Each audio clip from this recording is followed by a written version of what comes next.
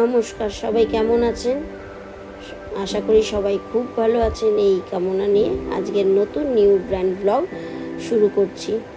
আজকে আমার বার্থডে, 20 জুলাই আমার বার্থডে। তো সেই দিন আমি সকালবেলা কালীঘাটে বেরিয়ে পড়েছিলাম। আমি আর আমার হাজব্যান্ড দুজনে মিলে কালীঘাটে চলে গেছিলাম। কালীঘাটে যেতে যেতে রাস্তার কিছু ভিডিও ক্লিপ নিয়েছি। আমার খুব ভালো লাগে এই রাস্তাটা, এত ভালো লাগে। তো দুজনেই গল্প করতে করতে গান শুনতে শুনতে যাচ্ছিলাম। গান তো শোনানো যাবে না। তারপরে পুজো দিয়ে বেরিয়ে মায়ের মন্দিরের একটা ভিডিও ক্লিপ নিয়েছি। ওই যে মায়ের চূড়া, আমার সঙ্গে আপনারাও দর্শন করুন। এখানে মায়ের কুণ্ডটা, ওই যে মায়ের কুণ্ড। আর এ হচ্ছে আমার মানে ব্রাহ্মণ। আজকে আমি মোটামুটি বহু বছর ধরে আমি কালীঘাটে যাই, বহু বছর, প্রত্যেক মাসেই মোটামুটি। তারপরেই ওখান থেকে বেরিয়ে পড়লাম পুজো টুজো দিয়ে। তো যাওয়ার পথে রাস্তায় যা পড়ে, যেরকম দা 42টা আমার দেখতে খুব ভালো লাগে। আগে তো বাড়ির থেকে দেখা যেত, এখন বাড়ির সামনে এমন একটা বড় হাই রাইজ একটা বিল্ডিং হচ্ছে, তো ওই জন্য ওটা দেখা বন্ধ হয়ে গেছে।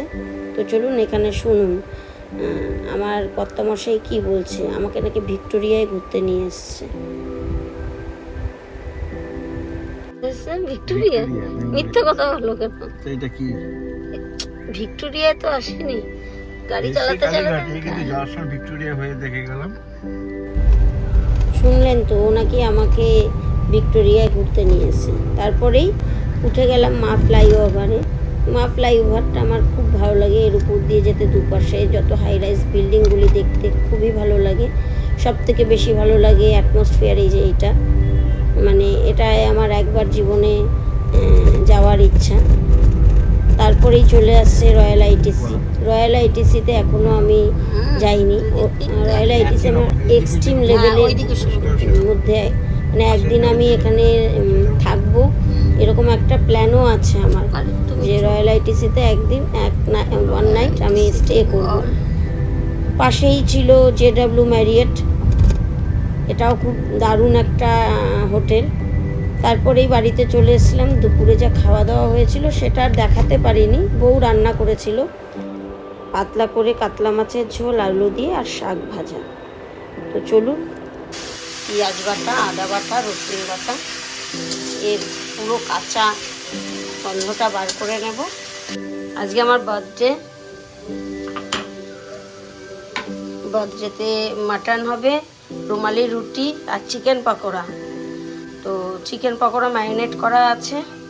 আর এই যে হচ্ছে আমি সকালবেলা কালীঘাটে গেছিলাম, তো ওই জন্য সেগুলো আর ম্যারিনেট করাটা দেখানো হয়নি, তাড়াহুড়ো ছিল, বোন করবে।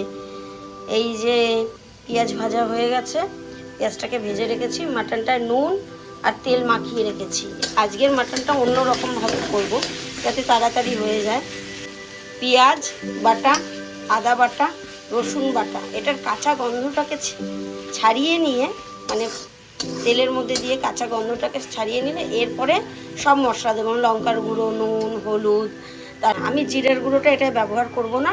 আর গরম মশলা শুধু বয়েলড করে রাখা হয়েছে, মানে একটু ভেজে হাফ বয়েলড করা হয়েছে। তো চলুন আস্তে আস্তে সব দেখাচ্ছি। এখানে বয়েল করা আলুর জলটা দিয়েই আমি মশলাটাকে কষাবো। হলুদ, লঙ্কার গুঁড়ো আর নুন দিয়ে ভালো করে কষাবো। আর এখানে একটা টমেটো ভালো করে ফাটিয়ে দিলাম, ফাটিয়ে দিয়ে ভালো করে কষাবো, 3-4 বার কষাবো। আর সবাই জানেন আমি এই কড়াইটাতে রান্না করি। আমার বাড়িতে নানা করে 12 থেকে 15খানা কড়াই আছে, কিন্তু আমি এই কড়াইটাতে রান্না করে একটা মেন্টাল স্যাটিসফ্যাকশান হয়। আমার মনে হয় এই কড়াইটাতে রান্না করলে আমার রান্নাটা খুব ভালো হয়, সুস্বাদু হয়। তো এই কড়াইটাকে আমি একদম মানে ছাড়তে পারি না। আমার কোনো ভালো রান্না হলেই আমি এই কড়াইটাতে করি। এই মটনটাকে ভালো করে কষিয়ে নেব। কষিয়ে ভালো করে কষাবো বলতে খুব না, মানে কোনো রকমে ভালো নাড়াচাড়া করে তারপরে এখানে গরম মশলা আর একটু মিষ্টি দিয়ে দিলাম, কারণ যেহেতু রুমালি রুটির সঙ্গে খাওয়া হবে, একটু মিষ্টি মিষ্টি না হলে ভালো লাগবে না। আর এটাতে আমি একটা ড্রাই ম্যাঙ্গো পাউডারও ব্যবহার করেছি একটু। আর পেঁয়াজ ভাজাটা দিয়ে দিলাম, পেঁয়াজ ভাজাটা দিয়ে নাড়াচাড়া করে ড্রাই ম্যাঙ্গো পাউডারটা দিয়ে তারপরে আমি এটা প্রেশার কুকারে দেবো।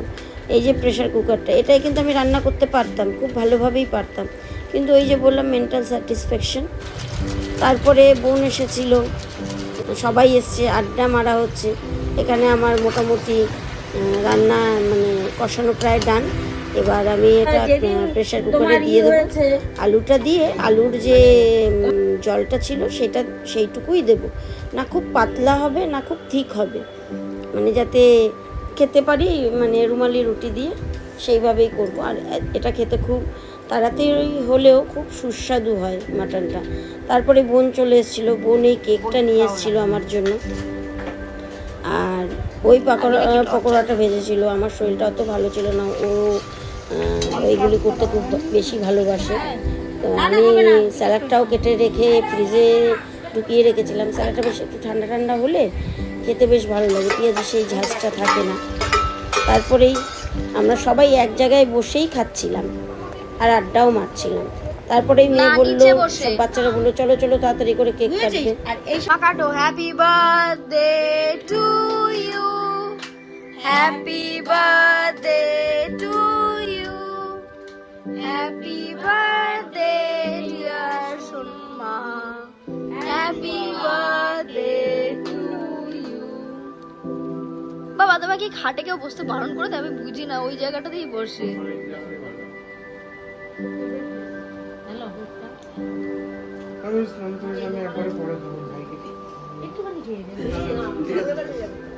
আরে পাগল নাকি ব্লগের সময়